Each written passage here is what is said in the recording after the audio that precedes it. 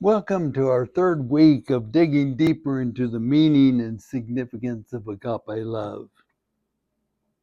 We've described agape love as a mental attitude of care for another, whether the other is a friend, a neighbor, a stranger, or enemy.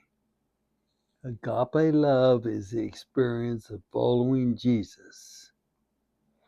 In the first week, we considered kindness as a characteristic of agape love.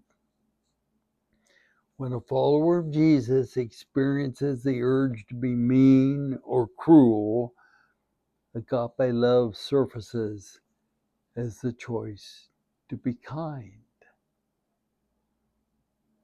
The second week we considered giving as a characteristic of agape love.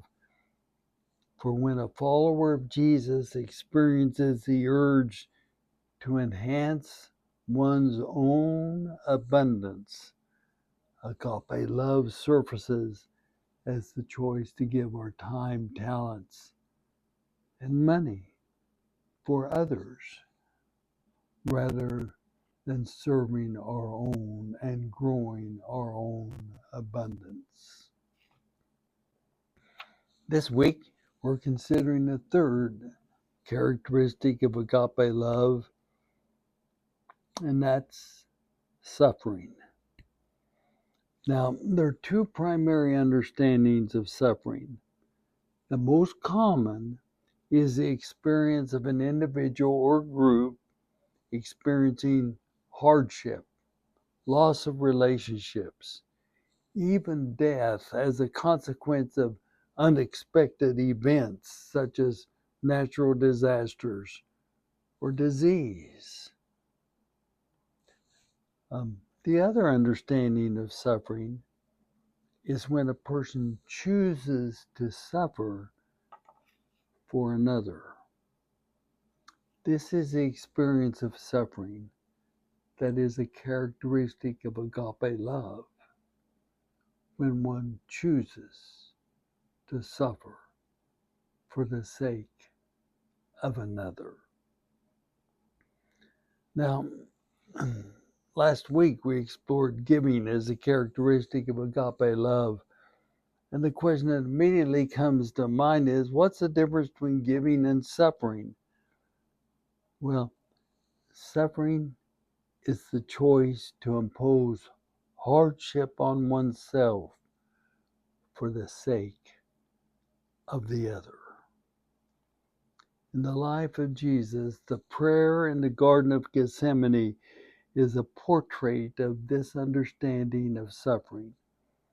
The common translation is, nevertheless, God, not my will, but thine be done. I like the First Nations version of that scripture. It reads, if you want, Father, you can take this bitter road of pain and sorrow away from me. But even so, I want to walk your path, not my own.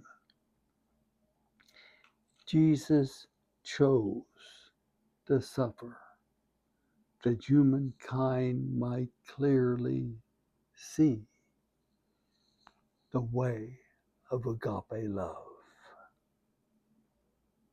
One of the well-known stories of choosing to suffer is the story of Dietrich Bonhoeffer, a young theologian early in the 1940s, safely at work teaching in a seminary in the United States, choosing to return to his native Germany to join the resistance movement against Adolf Hitler. It led to Dietrich's death at the prime age of his life. There are many such stories of persons making the choice to suffer for others, choosing to take on hardship and loss for another. Dietrich Bonhoeffer wrote the book, The Cost of Discipleship. His understanding was that the cost was when you have to choose to suffer. Suffering was not something that happened to Dietrich. Suffering was a choice he made for the sake of another. Now, all of us have stories, and I want to share 3 very short stories with you to spark your memories of what suffering is all about. My first story is the story of a couple with children of their own who stepped forward without being asked to welcome 2 unrelated children into their lives and into their home. These 2 children were victims of a horrific behavior by one of their parents. And as a result, these 2 children had no biological parents left. This couple, I'm sure, prayed the Gethsemane prayer. If you want, Father, you can take this bitter road of pain and sorrow away from us, but even so, I want to walk your path, not my own. They chose to suffer for the sake of those children. A journey of suffering that has now lasted for 40 years. Another story of one who was on the path of leadership of his nation. This path would have provided financial security, which he had none. It would have provided a lifetime of comfortable living conditions, which he had never had. It would have provided prestige and honor, which he deserved. I'm certain he prayed the Gethsemane prayer. If you want, Father, you can take this bitter road of pain and sorrow away from me, but even so, I want to walk your path, not my own. Indeed, he said no to the path of leadership of a nation. He chose to live his life with and for the poor until his death. He chose to suffer hardship for the sake of the other. Another vivid story in my life is the oldest child of a family of 6 children. The mother died suddenly and unexpectedly. This oldest child helped the father, who was already working 2 full-time jobs, to have enough money for the family for the mother to stay at home and raise the children. There was no extended family. A few months after the mother's death, Dad disappeared. His whereabouts has never been discovered. This oldest child somehow understood the father's disappearance.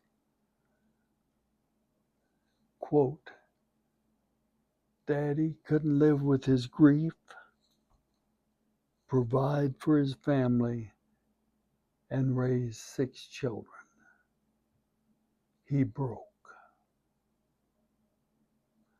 I'm certain the oldest child prayed the Gethsemane prayer. If you want, Father, you can take this bitter road of pain and sorrow away from me, but even so, I want to walk your path, not my own.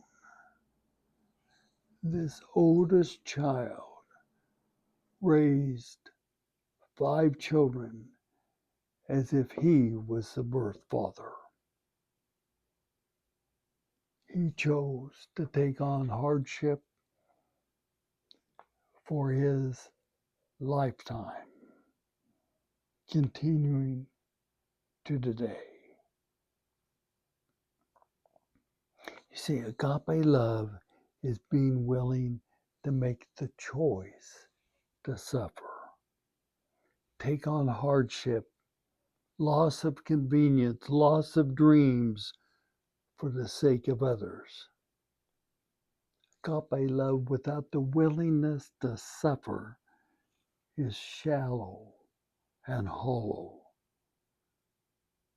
Now, all followers of Jesus are not called on to suffer in acute and severe ways that I have described. However, little and often daily decisions are made by persons who are committed to the way of agape love. Every day they choose to suffer in some way. What makes a difference in the life of another is for the follower of Jesus to be willing to make the choice to suffer, choosing hardship and loss for the sake of another.